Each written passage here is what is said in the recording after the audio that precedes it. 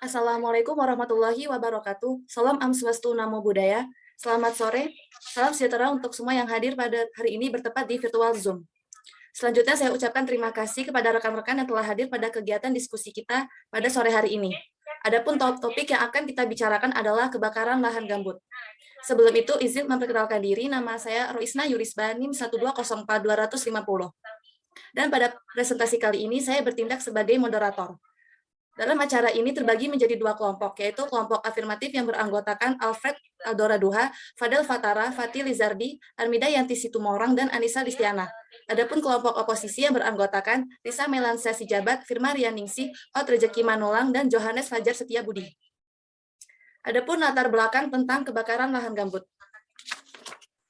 Yang pertama adalah definisi lahan gambut, yaitu daerah dengan akumulasi bahan organik yang sebagiannya lapuk, dengan kadar abu sama dengan atau kurang dari 35%, kedalaman gambut sama dengan atau lebih dari 50 cm, dan kandungan karbon organik minimal 12%. Yang kedua, karakteristik lahan gambut, diantaranya mudah mengalami kering tak balik, mudah menyusut, memiliki tingkat kematangan, rendahnya daya dukung lahan terhadap tekanan, rendahnya kandungan hara kimia dan kesuburannya, terbatasnya jumlah mikroorganisme, menyimpan kadar karbon yang cukup tinggi. Yang ketiga, faktor alami terjadinya kebakaran, yaitu faktor karakteristik yang rentan dan musim kemarau serta gejala El Nino. Yang keempat, faktor ulah tangan pihak yang tidak bertanggung jawab atas terjadinya kebakaran, diantaranya kegiatan pembukaan lahan seperti perkebunan, proyek, dan pertanian, dan kanal atau parit yang merusak tata air adalah gambut. Yang kedua, illegal logging atau pembalakan liar. Yang ketiga, pembakaran vegetasi. Yang keempat, aktivitas dalam pemanfaatan sumber daya alam. Dan yang terakhir, penguasaan lahan. Mosi dalam acara ini adalah kebakaran di lahan gambut terjadi secara alami. Debat ini diadakan untuk menjembatani adanya perbedaan pandangan dari kedua kelompok. Aturan-aturan dalam debat yaitu harus berdasarkan argumen yang alasannya logis, tidak boleh memojokkan atau menjatuhkan lawan bicara, berbicara jika sudah dipersilakan, menyanggah dengan baik dan sopan. Selanjutnya pembicara tim. Yang pertama adalah tim afirmasi. Saya persilakan untuk menyampaikan argumennya. Baik, di sini saya sebagai tim afirmatif. Kebakaran lahan adalah fenomena yang sering terjadi di Indonesia. Salah satunya kebakaran lahan gambut. Kebakaran ini menyebabkan kerusakan lingkungan yang sangat besar, kerugian ekonomi, dan masalah sosial. Kebakaran hutan dan lahan yang besar mengakibatkan dampak asap dan lahan disebabkan oleh berbagai faktor karakteristik yang rentan dan musim kemarau serta gejala El Nino. Kebakaran yang sering terjadi di lahan gambut lebih sulit diatasi karena api dapat menyebar melalui biomasa di atas tanah dan di lapisan gambut di bawah permukaan. Terima kasih. Selanjutnya saya persilakan untuk tim oposisi menyampaikan argumennya selama 1 menit. Baik, terima kasih atas kesempatannya. Menurut Kementerian Lingkungan Hidup, tanah gambut sebagai tanah hasil penumpukan bahan organik melalui produksi biomasa hutan hujan tropis. Permen LH nomor 7/2006. Berdasarkan hal itu, lahan gambut sendiri sangat mudah terbakar. Dari tim kami menyatakan bahwa kebakaran lahan gambut ini sering terjadi karena faktor manusia sendiri dan biasanya dilakukan dengan tujuan untuk pembukaan lahan. Terima kasih. Selanjutnya saya berikan kesempatan pada masing-masing kelompok untuk memberikan komentar atau tanggapan pada argumen lawan. Yang pertama adalah tim afirmasi untuk menyampaikan argumen lawan. Dikutip dari jurnal unri.ac.id, tim kami berpendapat bahwa ketika lahan gambut berada dalam keadaan kering akibat musim kemarau, tanaman dan semak belukar di lahan gambut itu sendiri akan lebih mudah terbakar dan mengeluarkan banyak CO2 yang tersimpan dalam gambut sehingga mempercepat peningkatan suhu bumi yang berakibat pada perubahan iklim. Terima kasih. Selanjutnya, argumen lawan dari tim oposisi. Sebelumnya terima kasih atas kesempatan yang diberikan. Jadi seperti yang dikatakan oleh pembicara dari kelompok oposisi, kebakaran lahan gambut memang sering dilakukan dengan tujuan untuk membuka lahan baru. Seperti yang terjadi di Riau yang membakar lahan gambut, di mana terjadi pada Maret 2019. Saya mengutip pernyataan dari Deputi Pencegahan dan Kesiapsiagaan Badan Nasional Penanggulangan Bencana, yaitu Bapak Wisnu Wijaja, yang mengatakan bahwa pihaknya meyakini bahwa sebesar 98% kebakaran lahan gambut di Riau ini disebabkan karena faktor manusia.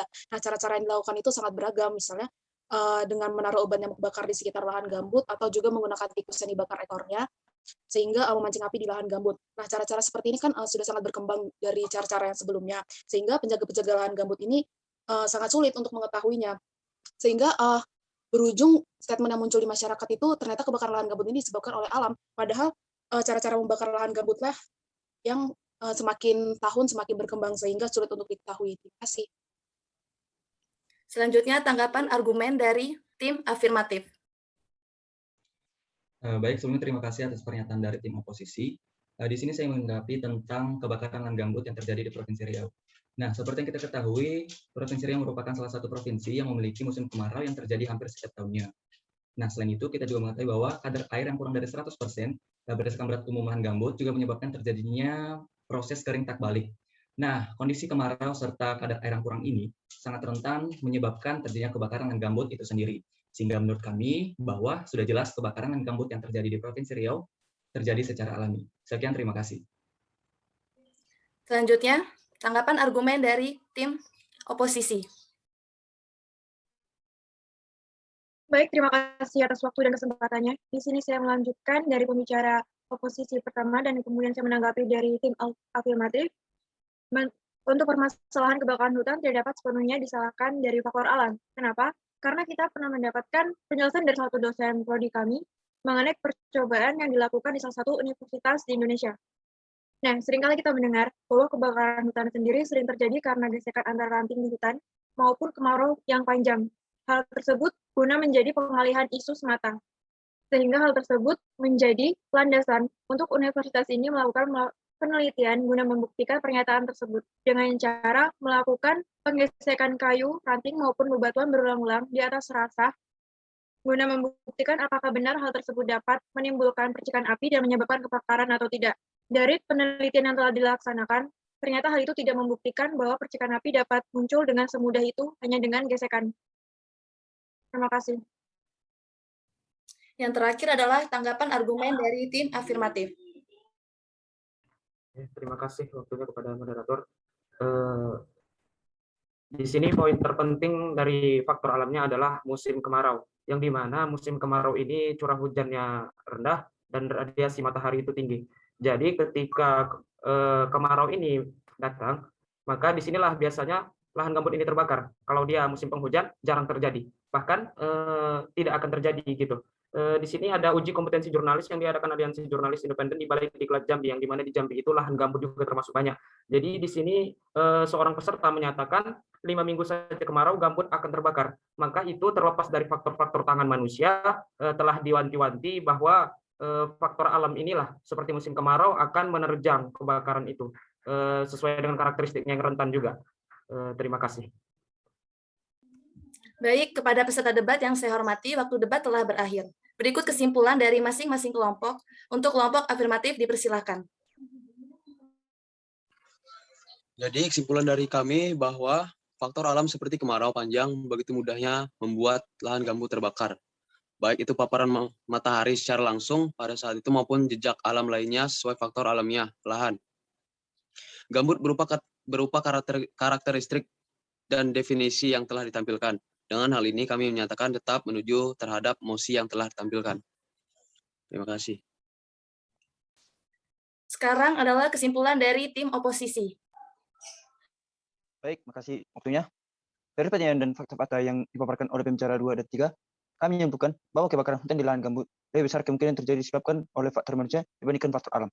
Pembukaan lahan secara paksa oleh pihak yang tidak bertanggung jawab dilakukan dengan cara semakin berkembang dan semakin tidak memberikan dampak terhadap lingkungan sekitar. Sehingga banyak dianggap bahwa kebakaran hutan disebabkan faktor alam. Padahal untuk menghasilkan api dari alam itu membutuhkan waktu yang sangat panjang atau lama, sekalipun dalam kondisi cuaca yang sedang kemarau atau suhu rata-rata saat kemarau. Sehingga dengan ini, kami dari tim oposisi menyatakan tidak setuju dengan mosi yang ditampilkan. Terima kasih. Terima kasih. Sekian debat kali ini saya akhiri. Terima kasih kepada peserta debat yang telah mengemukakan pendapatnya. Wassalamualaikum warahmatullahi wabarakatuh.